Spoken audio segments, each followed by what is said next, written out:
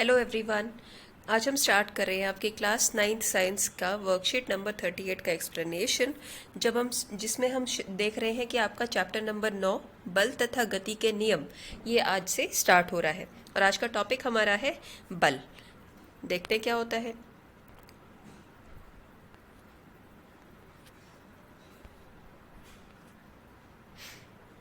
सबसे पहले हम ये जानने की कोशिश करते हैं कि आखिर ये बल क्या है। जब किसी वस्तु को आप धकेलते हो या उसे अपनी ओर खींचते हो, या तो अपने से दूर धकेलोगे या उसे अपनी ओर खींचोगे, तो उसकी स्थिर अवस्था में एक परिवर्तन आएगा और इसकी वजह से गति हो जाएगी। तो जो धकेलना और खींचना है, इस दौरान जो लगने वाला आपकी तरफ से जो फोर्स लगती है उसे हम कहते हैं बल। ठीक है। अब इस बल की वजह से क्या होती है, गति भी होती है, दिशा का भी परिवर्तन होता है। अब देखो यहाँ पर ये एक बच्चा है जो एक दूसरे छोटे बच्चे को एक गाड़ी में बिठाकर अपनी तरफ खींच रहा है। तो वहीं दूसरी तरफ एक और ये इंसान है जो कुछ डब्बों को धकेल रहा है, एक गाड़ी के ऊपर रख के उसे धकेल रहा है। पुश और पुल ये निशान आपने अक्सर दरवाजों पर लगे हुए देखे होंगे। तो इन सभी ही परिस्थितियों में क्या हो रहा है, आप किसी चीज को या तो धकेल रहे हो या अपनी तरफ खींच रहे हो और हर परिस्थिति में आप बल लगाते हो। इस बल के कारण वस्तुओं की दिशा में परिवर्तन होता है तथा उनमें गति होती है। एक और पॉइंट देखिए, यहाँ पे कॉर्नर में क्या लिखा है, याद रहे कोई भी बल अकेला नहीं होता, हमेशा जोड़े में होता है तथा विपरीत दिशा में कार्य करता है। इसको समझने के लिए थोड़ा सा आपको स्लाइड को भी आगे देखना पड़ेगा, वैसे आप खुद इसे समझ सकते हैं। देखिए ये इंसान जब इन गत्ते के डब्बों को धकेल रहा है तो उसका बल है, और डब्बों में भी तो कुछ बल था जिसके कारण वो एक जगह रखे हुए थे, लेकिन इस इंसान का बल जो है वो ज्यादा था, तो उसने धक्का लगाया और इन डब्बों को अब ये आगे लेते हुए जा रहा है। दो वस्तुएं आ गई, हमेशा एक बल जो था वो इंसान का था और एक बल जो है उन डब्बों का था। उसी तरह से ये बच्ची जब इस गाड़ी में बैठी है तो इसके अंदर इसका खुद का कुछ भार था जिसकी वजह से वो गाड़ी एक जगह रुकी हुई थी। अब इस दूसरे बच्चे ने अधिक बल लगाया होगा, तभी वो उसे अपनी तरफ खींच पा रहा है। एक और एग्जाम्पल आप इमेजिन कर सकते हो, जब आप झूला झूलते हो तो आप एक जना जो है वो झूले पे बैठ जाता है, दूसरा जो है धक्का लगाता है। ठीक है। तो इस तरह से ये हमेशा बल जो है ना वो दो दो या जोड़े में होता है। ठीक है, आगे देखते हैं। बल के दो प्रकार होते हैं, संतुलित बल और असंतुलित बल। सबसे पहले अब हम पढ़ेंगे यहाँ पर संतुलित बल के बारे में। संतुलित बल क्या होता है कि जब दो समभारी वस्तुएं एक दूसरे पर विपरीत दिशा का बल लगाएं, यहाँ पर बल नहीं प्रिंट हुआ, कोई नहीं आप समझ जाना, दिशा का बल लगाएं कि परिणामी बल शून्य हो तो वह संतुलित बल कहलाता है। अब ये कैसे समझेंगे, जरा ध्यान से सुनो। यहाँ पे क्या है, देखो ये एक बच्चा है, ये रेड कलर का है, ये एक है बच्चा है या बड़ा है जो भी है, ब्लू कलर से है। ये रेड वाला क्या कर रहा है, तो ये दाएं ओर जो है, लेफ्ट हैंड की तरफ बाईं ओर जो है इसको खींच रहा है रस्सी को। तो वहीं जो ब्लू वाला है वो जो राइट की तरफ यानी आपकी दाहिनी ओर जो है इसे खींच रहा है। देखने में दोनों जो है समभारी यानी एक समान भार वाले दिखाई देते हैं। तो जब ये एक दूसरे को खींचेंगे तो यूँ होगा कि वो रस्सी ही बीच में थोड़ी सी स्टेबल रहेगी, ना कोई एक दूसरे को किसी एक तरफ खींच नहीं पाएगा। ठीक है। तो ऐसे में क्या हो रहा है कि दोनों के बल जो है वो बैलेंस हो जा रहे हैं, संतुलित है। ऐसे बल को हम कहते हैं संतुलित बल। देखो दोनों ही विपरीत दिशा में कार्य कर रहे हैं, एक दूसरे को खींचने की कोशिश कर रहे हैं, और दोनों का भार जो है वो या जो बल ये लगा रहे हैं वो एक समान सा है, और परिणामी क्या होगा, तो शून्य हो जाएगा। एक जो है वो माइनस की तरफ खींच रहा है, एक प्लस की तरफ खींच रहा है, तो जो परिणामी होगा वो शून्य होगा। इस तरह के बल को हम कहते हैं संतुलित बल। अब दूसरा प्रकार हम पढ़ते हैं असंतुलित बल के बारे में। किसी एक बल को बढ़ा या घटा दें तो परिणामी बल शून्य नहीं रह जाएगा और वस्तु उस बढ़े हुए बल की दिशा में गति करना प्रारंभ कर देगी, अर्थात उसमें त्वरण उत्पन्न हो जाएगा। इस स्थिति में बल असंतुलित हो जाएगा, जिसे असंतुलित बल कहा जाता है। अब यहाँ देखिए, यहाँ क्या हो रहा है, आप खुद देख के अंदाजा लगा सकते हैं। ये एक इंसान है, अकेला खींचने की कोशिश कर रहा है। यहाँ पर चार जने हैं जो इसके सामने खड़े हैं। यहाँ हमने 2 बिल्लियों को बिठा दिया, यहाँ 1 है।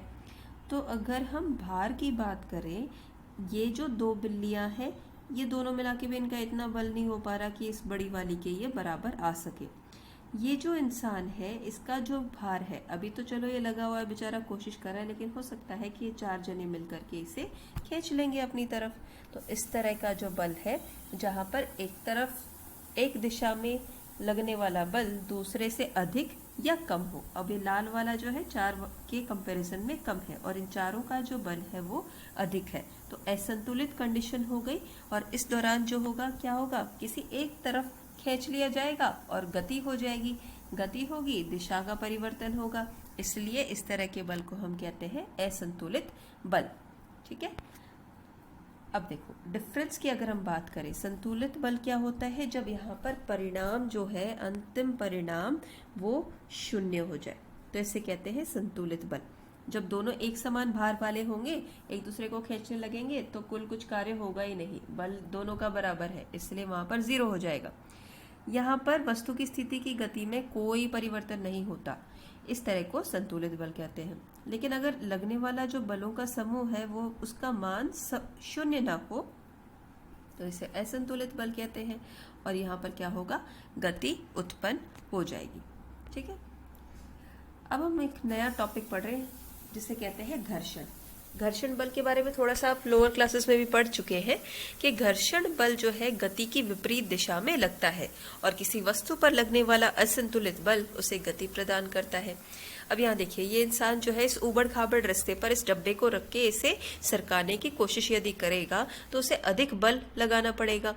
ये जो नेचुरली उत्पन्न हुआ है, जो ये एक विपरीत फोर्स है, एक विपरीत बल है जो इस उबड़ खाबड़ रास्ते की वजह से हुआ था, इसे ही हम घर्षण कहते हैं।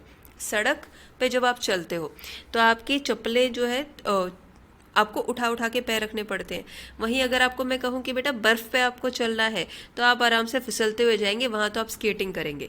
कारण क्या है उसका, क्योंकि सड़क जो है उस पर घर्षण बल अधिक है, उबड़ खाबड़ रास्ता होने की वजह से वो वहाँ घर्षण अधिक होगा। लेकिन बर्फ जो है वो समतल होगी, चिकनी होगी, इसलिए आपको वहां पर अधिक बल नहीं लगाना पड़ेगा, आप स्लाइड करते हुए निकल जाएंगे। ठीक है। जब आप चप्पलें खरीद के लाते हैं बाजार से तो उनके नीचे जो है गड्ढे से बने होते हैं, और जब आप उसे बहुत यूज़ कर लेते हैं, साल 6 महीने 2 साल अगर आप यूज़ कर लेते हैं, तो चप्पल चलने की वजह से नीचे से घिस जाती है। तब आप क्या कहते हैं, मैम ये तो फिसलने लगी, हमें है ना नया लाना पड़ेगा। क्यों फिसलने लगी थी, क्योंकि वो सपाट हो गई, प्लेन हो गई, जिसकी वजह से घर्षण बल जो है उसे पकड़ नहीं पा रहा था और आप फिसल जा रहे थे। नई चप्पल जो है उनमें घर्षण अधिक होता है, वो फर्श के साथ जो है अपनी पकड़ बनाती हुई चलती है, इसके कारण आप उनमें नहीं फिसलते हो। तो हम क्या कह सकते हैं, हम ये कह सकते हैं कि घर्षण है तो जीवन है। यदि घर्षण ना होता तो ये गिलहरी जो है पेड़ पर इतनी आसानी से चढ़ नहीं पाती, वहीं पेंगुइन्स जो है इस तरह से स्केटिंग नहीं कर पाते। ये तो कार्टून है बेटा, लेकिन एक्चुअल में घर्षण आपके दैनिक जीवन में बहुत ही आवश्यक होता है। यदि घर्षण ना हो तो हम इजीली मूवमेंट नहीं कर पाएंगे, फिसलते रहेंगे, गिर जाएंगे, हमें चोट लगेगी। कुछ और एग्जाम्पल सोचिए जहाँ घर्षण आपके लिए फायदेमंद हो। घर्षण एक तो चलने के लिए फायदेमंद होता है, इसके अलावा चीज़ों को पकड़ने में घर्षण फायदेमंद होता है। तो कभी कभी इसके नुकसान भी होते हैं। फॉर एग्जाम्पल, जब आपके सिलाई मशीन में आपने देखा होगा मम्मी तेल डालती है, क्या कारण है, वो कहेंगी बेटा आवाज़ आने लगी है इसमें। एक्चुअल में सिलाई मशीन के जो पार्ट्स हैं वो आप में घिस घिस करके उनमें भी ऐसे गड्ढे से बनने लग जाते हैं। जब हम उसमें तेल डालेंगे तो वो गड्ढे जो है कवर अप हो जाते हैं और स्मूथ होने की वजह से मशीन तेजी से दौड़ने लगती है।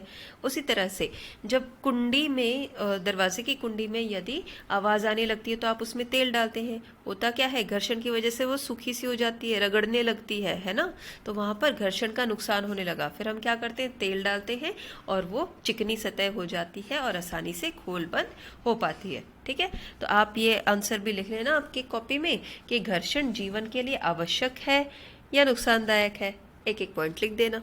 ठीक है। That's all for today. Thank you.